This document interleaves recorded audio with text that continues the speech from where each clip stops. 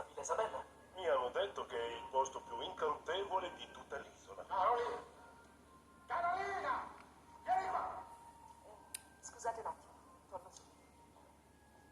Beh, direi di sì. Che vuoi? Fai te! Papà, per piacere non urlare. Ti prego, se no ti sento. La ringrazio per il suo pensamento. Il fedele viene a casa nostra a raccogliere i frutti delle sue bravate. Papà, per favore, non ti preoccupare. Le cose a Villa Isabella stanno andando bene. Quella doveva diventare il secondo hotel scapeggio. Invece questo sta diventando la seconda Villa Isabella. Sì, vabbè, ma tu stai tranquillo, papà. Durerà il tempo che deve durare. Però me lo fai il sorriso?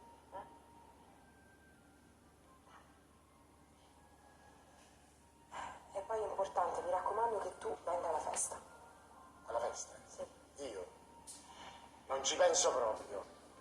Piuttosto mi butto da sopra i faraglioni. No, papà, invece è importante che tu ci sia. Anzi, vi fai una grossa donazione.